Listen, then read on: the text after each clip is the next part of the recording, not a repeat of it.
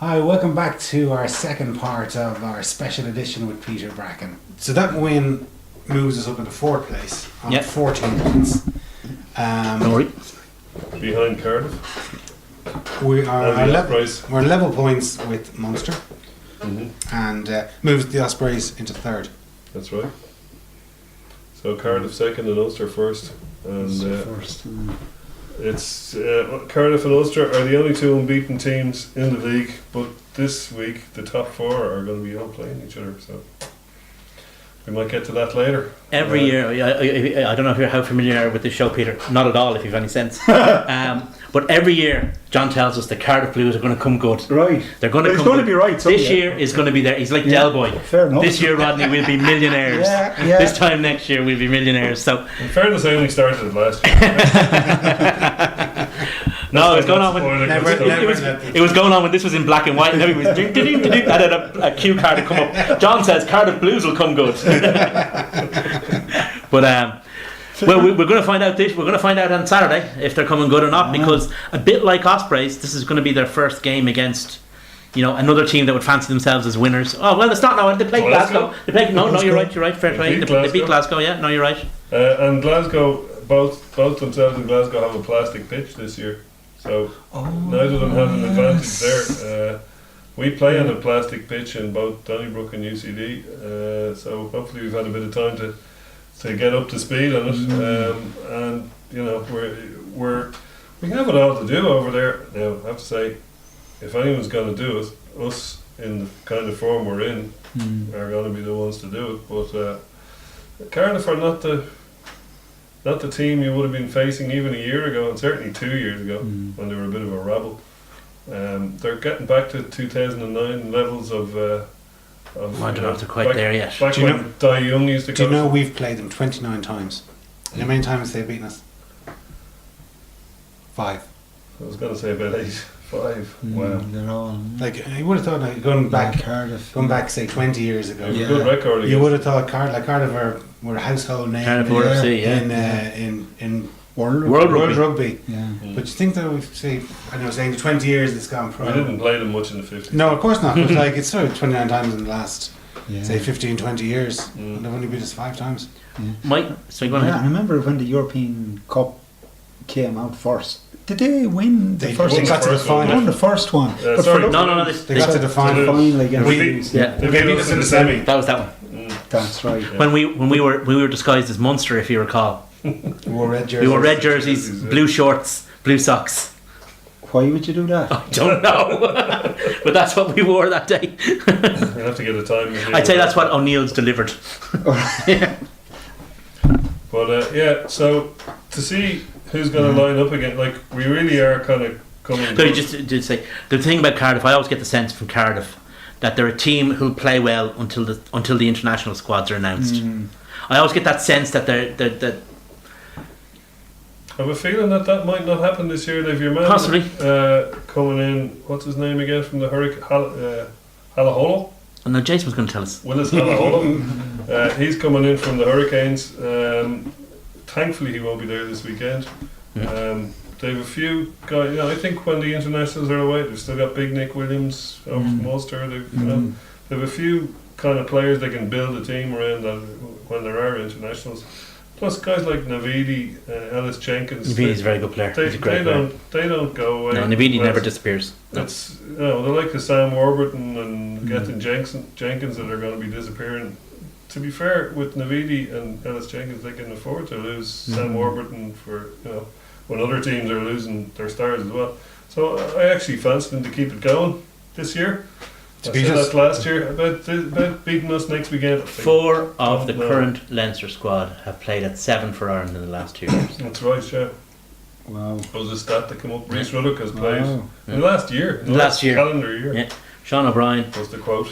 Josh van der Fleer, Rhys Ruddock and Jody Murphy have all played at 7 for Ireland in the last 12 months. Like, that's some And like, Levy might get a chance. And Levy might get a chance. Against Canada, say. Yeah. that's some log jam of back row players. Like like if you consider a year ago, before the emergence of Jordy Murphy, you would have said Rhys Ruddock, Sean O'Brien, Jamie Heaslip, nailed on certainties. Maybe Jordy Murphy on the bench, when everybody fit.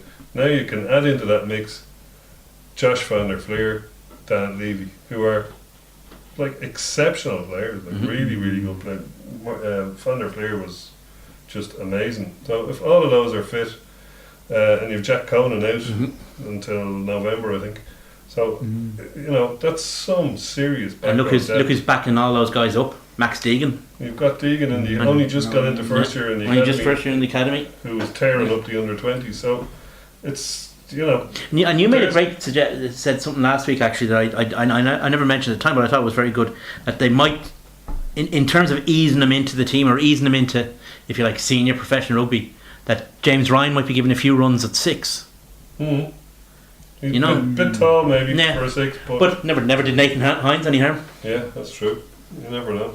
Donegal O'Callaghan started. Remember, he got his first few runs at that's 6. right, yeah. You think back. I mean, it's not an unusual pathway for a young lock to take. You know. Yeah, well, a lot of professional 6s are like Rocky Elson was 6'6". Yeah. Some of them are quite tall, you know.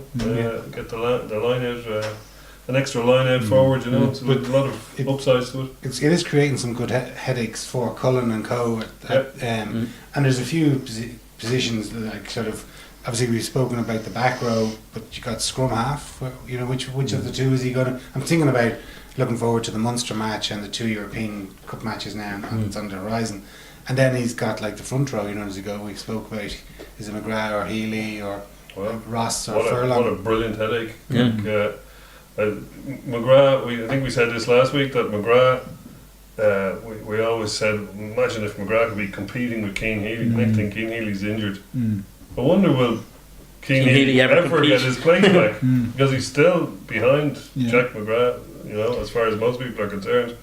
And this guy was an automatic Lions selection. He got injured the last Lions tour, but he was, you know, the best prop in the Four Nations. He looks lean this year. He looks great. I mean, he looks lean, doesn't he? Yeah, but that was the best thing that they did from Laying him stand him off, down yeah. last year. Yeah. So Because I don't think his head was right. Like I don't know, he was trying to do too much or trying to prove a point, and every time he was rushing touching the himself ball, back. he was knocking it on, or he was getting penalised, or you know, he just. Yeah. I think just go away and lie on the beach for a few weeks. And on the other side, you've got Mike Ross, who's, you know, knocking on now, but is still in great, and he's starting to build a career of finishing out games now. Yeah. He was always seen as a starting guy. You had to start him. You had to wait till he's knackered, take him off, put someone else on. But he's now becoming a bit of a finisher as well. Where if he knows he's only got half an hour to 20 to 30 minutes, he can focus all his energies into that. One of the most highly paid positions on a baseball team is the closer. Well, then you've got Guy comes on, finishes the last 2 innings out. You know, doesn't give away any runs. Same with a tight head prop. You got a guy who comes on, locks out the scrum, doesn't give away any penalties, doesn't give away any ball. You know, it's a vital position. Well, you've got Ty Furlong coming through like a train, a guy who can play around the park as well. Oh, yeah, You yeah. know, and you know, it's funny. He's the new Mike Ross. Where's he from? New Ross. Oh dear. there's one Well, word, it's lads. not one in. I'm going. I've had enough. Could you get his coat from? Yeah. Okay. One worrying point though, lads, is the amount of tries that we're leaking. Yeah. We've conceded And the amount of 12. second halves that were Yeah, messing but up. the only two teams that have got a worse defensive record than us at the moment are Treviso and Edinburgh. You know, like, so you're in those. We sort of company. have definitely changed our defensive system. It was clear to see against Ospreys, wasn't it? It's still bedding in. It's still bedding in. You can see it. It's definitely changed from the beginning of the season. It's very aggressive. It's very, very aggressive. Ringrow seems to just shoot up all. Yeah, they're but I all think shooting up. yeah. They're The like thing a is- bunch of heroin addicts. When you have a new defensive system, and oh god, That's a good Sorry, one. mate, No, that was good. No, that was a good one. I enjoyed that one. I didn't laugh, but you're laughing on the inside. No, that was funny. Now, to be fair, it was. A good one.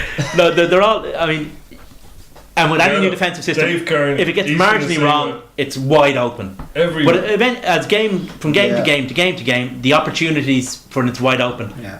get narrower and narrower and narrower. So and you can see it happen. I mean, for the first, we'll say hour against Ospreys. Geez, that defense was superb. It really, really was. And then guys get tired. changes come in, you lose some cohesiveness. But they were still aggressive, and they were still going for it right up to the end of the game. Okay, they did leak a few tries, but 2 of those happened when Sexton was off the field and they were at 6s and 7s. So they, outside of that, they leaked one try where they were outflanked. No, I was just yes, we are conceding tries, but I was actually happy with the evolution that we're seeing. Like, I am happy with the new system. I am happy with how it's evolving. Yes, we're conceding the tries, but there were mitigating circumstances against Ospreys. You can also see, I said it earlier, you can see where at Edinburgh you could see what they were trying to do. The aggression, the line speed was good, but they were slipping off. This time they're not slipping off. Next time if it keeps going, and you can kind of see a bit of a culture thing, which presumably we'll have to attribute to Stuart Lancaster. Little things like, the defensive, they all filed out back in the pitch and did a huddle after the game, which is something you don't normally see them do. I think there's some. He's starting to ferment some kind of ideas around culture. I think maybe he's addressed. I mean, Johnny made the comments last year about guys who had been stars in their jerseys who didn't do much to earn them. And maybe he's addressing that now. He's thinking, right, okay, the stars in your jerseys are just decoration. We start from scratch again. And I think that'd be a good thing. I mean, because those guys, you look at the likes of Josh van der Fleer and you compare him to Josh, and you see the same hunger. You see in those young guys, you see the same hunger in their eyes that we saw when we were standing on the terrace watching Donnybrook, watching Johnny and those guys when they started. It's just like what John was saying there, as regards the aggression and the tackle and the hunger that the players are shown. And you could see it. Like, I've never seen Dave Carney put in a defensive performance.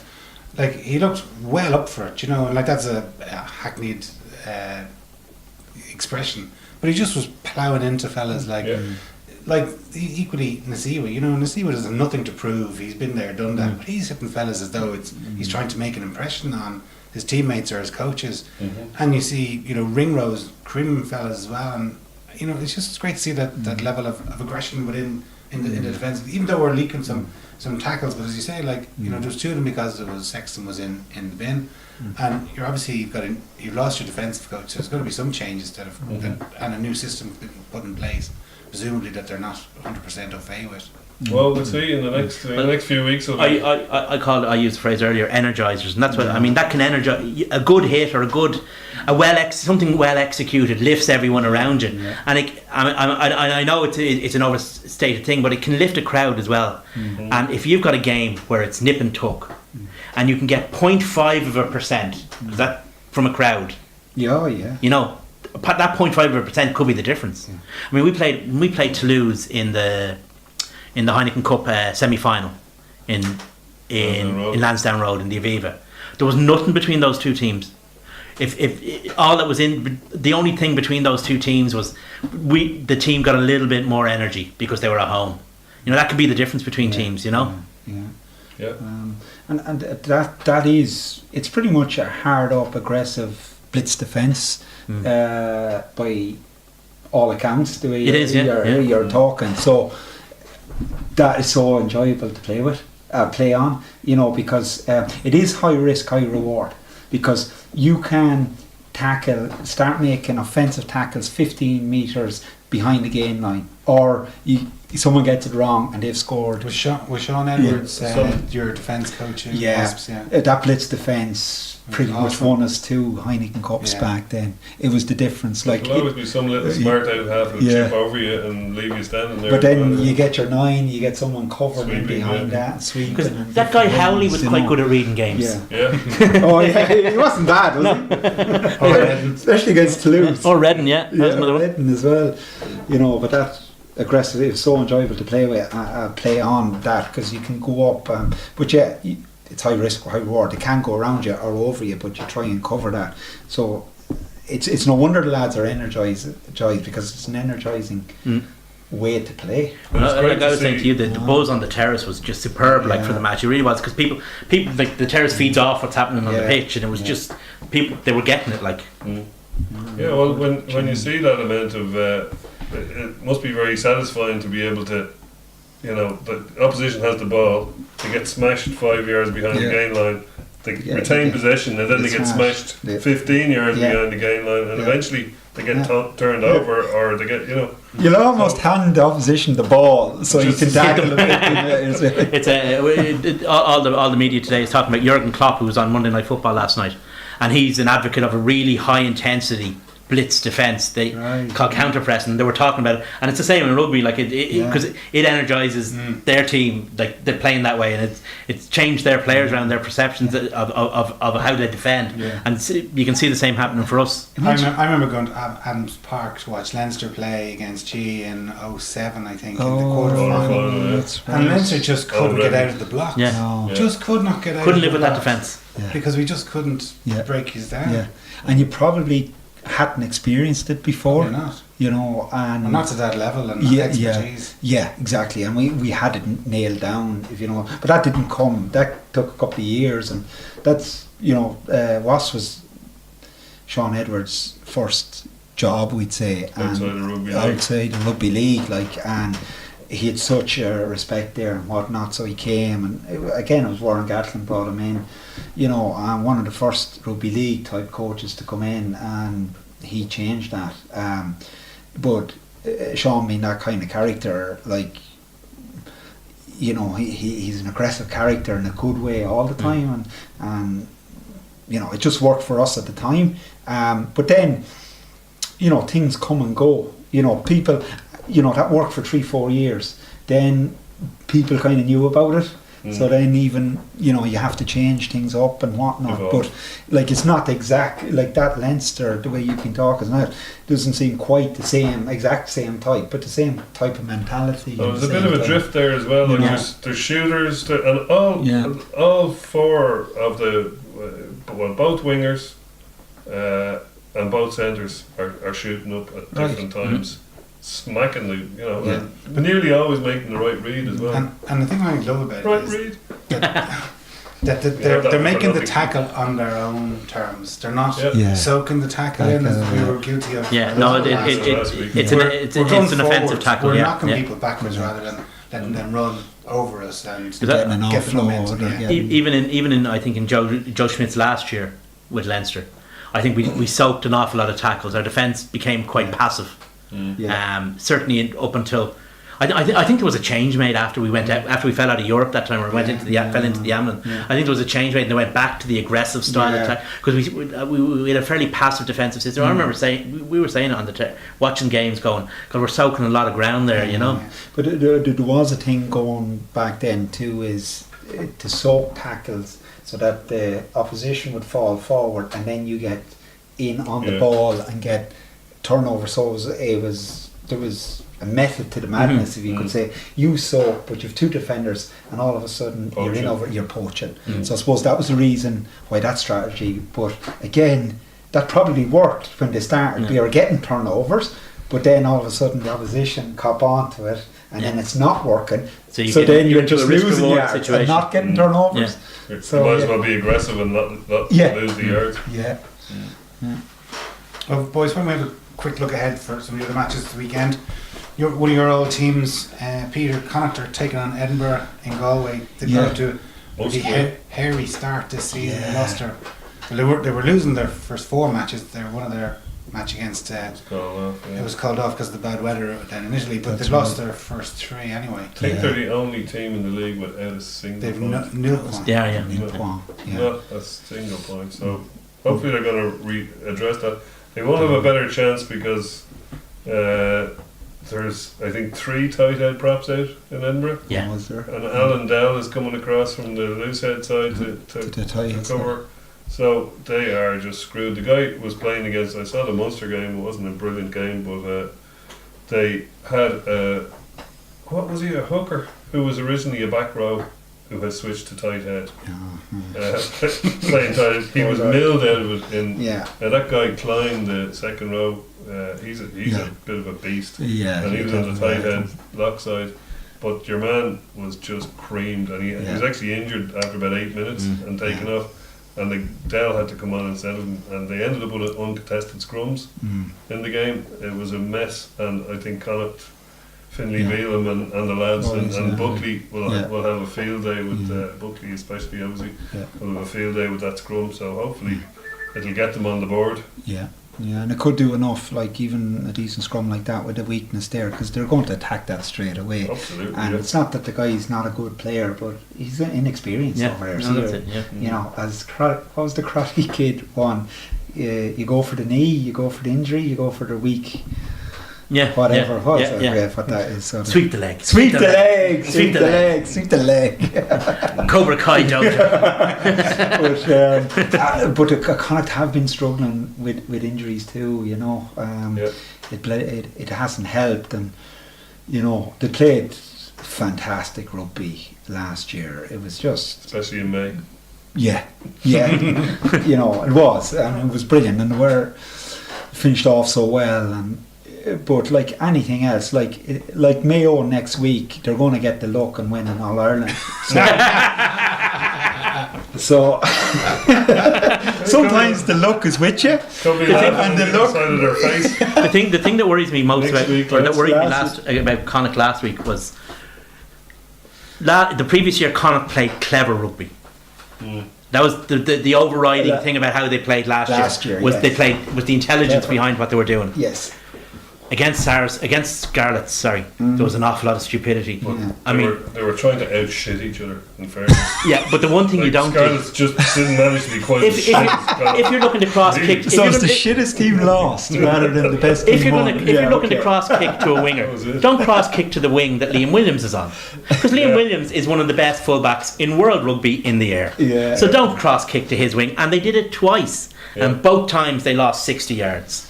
It's just really silly stuff, and it's because they've lost. It's because they're lacking confidence. They go out against Edinburgh. They scrape a win. I mean, they get the equivalent of an own try or something. You often see it in sport. Yeah. You know, you get a lucky, fluky one, and everything's better. Changes. You go out the next week and you just fly, and that's what they need. They need that break. But at least they have Edinburgh coming up. Yeah, you know, exactly. They've won one of their first four Yeah. matches. Yeah. They're no great shakes, really. So Exactly. No. All they need is that break. No, and you don't become a good team overnight. You don't become a bad one either. So you know, hopefully. The only worry for them is picking up points, because they're so far behind the 8 ball as far as the top 4 and the top 6. Because I mean, it's important for Connacht. It's important for their development. It's important for the development of the game out west that they get into the Heineken Cup or the Champions Cup, so they can keep developing the sports ground, etc., etc. Somebody said that whoever loses this game, Edinburgh or Connacht, are going to be looking dodgy for a European place, which is a crazy thing to say this early in the season. 4 games in. It is. You'd nearly kind of go along with it. Like, If you're 4 games in, that's 20 points. If you're 4 games in and you've got 0 points, rather.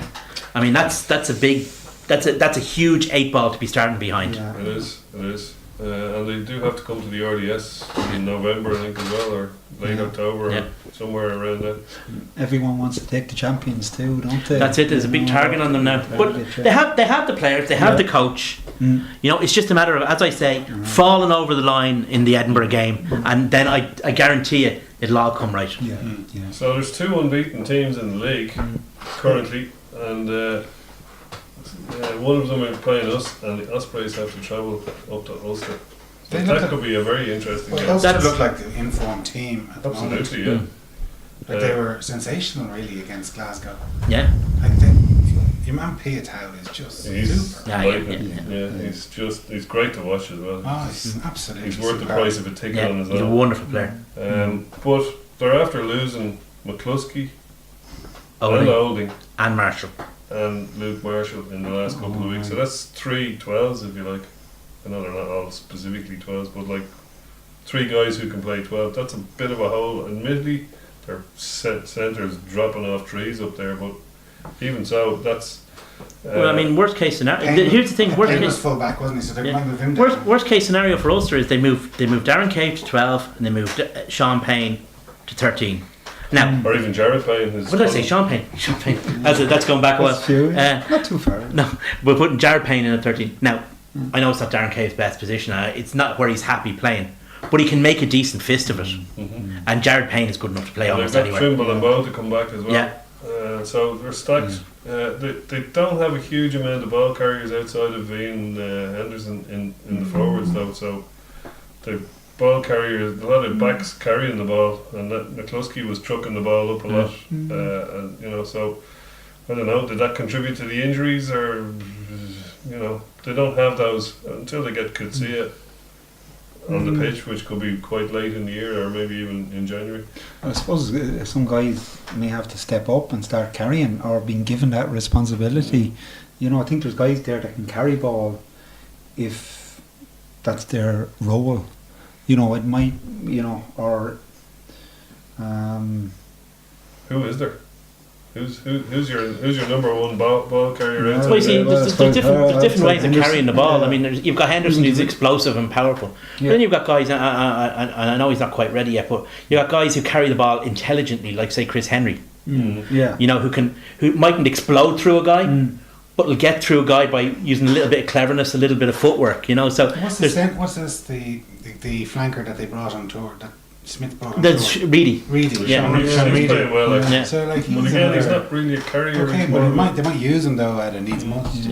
Might be a footballer though, and that's sometimes you can get away with that. I mean, remember when we were playing quite well before we won the Heineken Cup, we had Gleeson and Jennings at 6 and 7, and they weren't really explosive carriers, but they got through teams through a bit of cleverness, bit of footwork, a bit of pace. Yeah, well, it'd be interesting to see who comes out of that game alive. Ospreys are, you'd have to fancy Ulster. They're at home. If Ospreys lose that, I'm not saying their season's over, but no, of course not. But like there'll be 2 defeats on the trot. It'll be alarm bells might start. It'll be a bit of an alarm bell, all right, if they don't win it. But they looked. They love a bit of a spoil though. Ospreys have a spoiler superb. And they had the team they had out against us was a pretty good team. It wasn't that many people out injured, and any team with Alan. They've Eli Walker back next week. Yeah, his missus was having a baby or something. So they have the personnel there to do a job on Ulster if they get their game plan right. So you just never know.